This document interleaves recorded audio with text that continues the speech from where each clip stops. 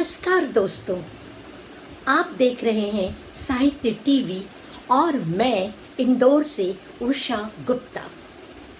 नई बहू की श्रृंखला में आज मैं आपके समक्ष लेकर आई हूँ एक और लघु कथा जो हमें डॉक्टर अनुराधा प्रियदर्शिनी जी ने भेजी है, जो कि मथुरा से है। उनकी लघु कथा सुनिए। ब्याह से सुनिधि की खूबसूरती और भी निखर आई थी। उसकी मांग सूर्य की रश्मियों की भांति अपनी आभा बिखेर रही थी। विदा होकर वो शिव के साथ अपने ससुराल की ओर बढ़ चुकी थी। वहां पहुंचते पहुंचते शाम हो गई थी। जैसे ही वो दरवाजे पर पहुंची, भाभी माँ ने परछन किया और दायां पैर आगे बढ़ाने को कहा।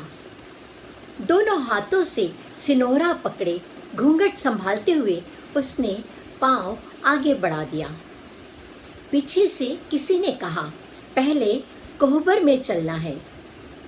सुनिधि शिव के साथ गठबंधन से बंधी और औरतों के झुंड के पीछे पीछे चल पड़ी। कोहबर में पूजा अर्चना करते हुए समय कब तेज गति से आगे बढ़ा पता ही नहीं चला। अनजानी जगह, अनजाने लोग, सकुचाती हुई सुनिधि को समझ में ही नहीं आ रहा था कि अब क्या करें। सासू माँ बिस्तर पर थी। उनका चलना फिरना मुश्किल था। ऐसे में परिवार के अन्य लोग जो कुछ उसे कह रहे थे, बस वो करती जा रही थी।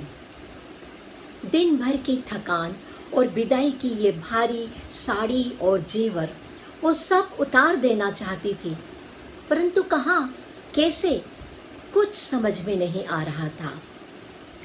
धीरे धीरे सभी लोग वहाँ से चल दिए। बड़ी ननंद थी जो रसोई में रस्मों के कार्यक्रम में व्यस्त हो गई। सुनिधि को देख रही थी उसकी सासू माँ वहीं पास में पड़ी हुई खाट पर लेटे लेटे। शायद सोच रही थी, काश मैं ठीक रहती तो आज अपनी बहू को अकेला नहीं छोड़ती, लेकिन लाचार थी, क्या कर सकती थी। ननंद जब वहां आई तो देखा सुनिधि अकेली चुपचाप किसी कोने में देख रही है। उन्हें अपनी गलती का एहसास हुआ। वे बोली, सुनिधि, अपनी ड्रेस चेंज कर लो, ये बहुत भारी है और थोड़ा आराम कर लो। तब तक मैं दाल भरी पूड़ी और बखीर लेकर आ रही हूँ।